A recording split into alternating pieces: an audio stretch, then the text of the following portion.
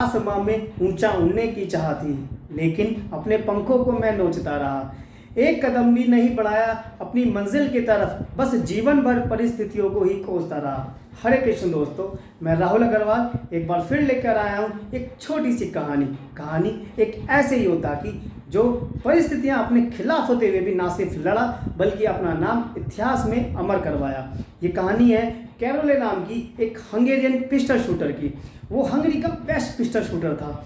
Hungary में होने वाली सारी चैंपियनशिप उसने जीती हुई थी। अब उसका सपना था कि वो देश के लिए ओलंपिक्स में गोल्ड मेडल जीते, लेकिन उसके साथ एक हादसा हो गया। किस्मत ने उसके साथ एक खेल कर दिया। वो अपने आर्मी के कैंप में ट्रेनिंग कर रहा था, तभी उसके साथ एक हादसा हो गया और उस हादसे में उसने अपना सीधा हाथ, जिससे वो शूटिंग करता था, वो खो दिया। 1 महीने बाद जब वो हॉस्पिटल से वापस आया तो उसके सामने 2 रास्ते थे।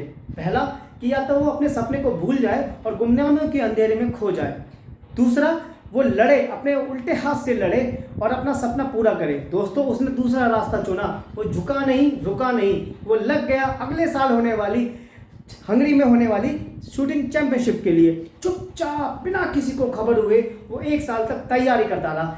और जब चैंपियनशिप की बारी आई, वो वहाँ पहुँचता है। वहाँ जितने भी पार्टिसिपेंट होते हैं उसको देखकर बड़े खुश होते हैं और कहते हैं, सर हमें बहुत अच्छा लगा कि आप यहाँ आए हमारा हौसला बढ़ाने के लिए।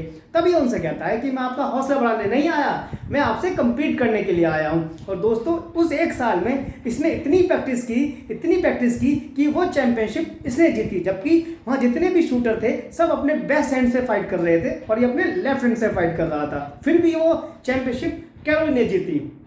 अब इसने अपने सपने को पूरा करने की ठान ली और लग गया 1940 के ओलंपिक्स की तैयारियों में। लेकिन किस्मत ने एक बार फिर इसके साथ एक खेल खेल दिया।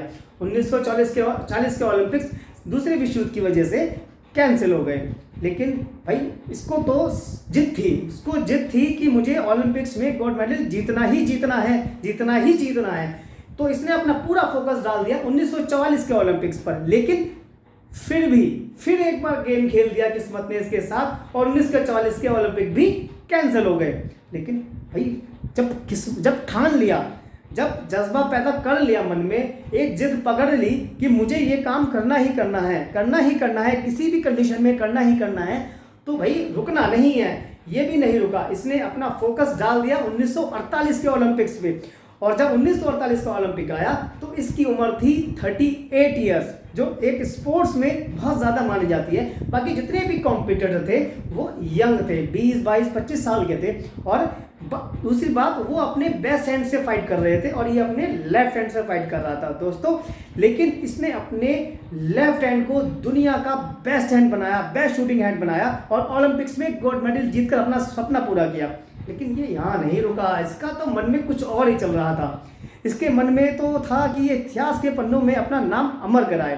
तो ये लग गया 1952 के ओलंपिक्स की तैयारियों में। सोचो, अभी 38 साल का है, 1952 में तो ये 42 साल का हो जाएगा, और ज़्यादा वृद्ध, मतलब स्पोर्ट्स की दुनिया में और ज़्यादा एजेड। लेकिन ये नहीं रुका, इसने 1952 के ओलंपिक्स की तैयारी शुरू करी। चुपचाप तैयारी करता रहा और जब 1952 का ओलंपिक्स आया तो वही हुआ जिसका इसने सपना देखा था। इसने इतिहास रच दिया दोस्तों।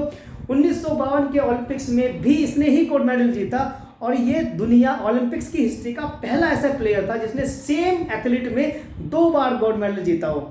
दोस्तों, मंजिलें यूं ही नहीं मिलती, कांटे भरे रास्तों पर चलना पड़ता है। परिस्थितियां कैसी भी हों, हर बार उनसे लड़ना पड़ता है। आशा करता हूँ ये कहानी आपको पसंद आई होगी।